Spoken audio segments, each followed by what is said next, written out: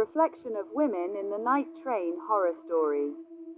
The last train. The train departs at 11:47 p.m. The station fades into darkness. Inside the carriage, only two passengers remain, the narrator and a silent woman in a pale blue dress, sitting motionless at the far end. Never moves. Her eyes stay fixed on the window. The narrator notices her reflection behaving strangely, delayed, distorted, sometimes smiling when she does not. Flickering lights. The lights flicker. The reflection lingers even when she turns her head. Cold air creeps through the carriage, and the train begins to slow between stations.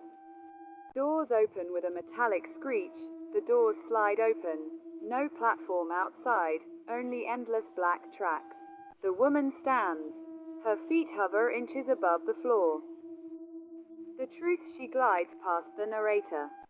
Her face is hollow, eyes empty, mouth stretching unnaturally wide.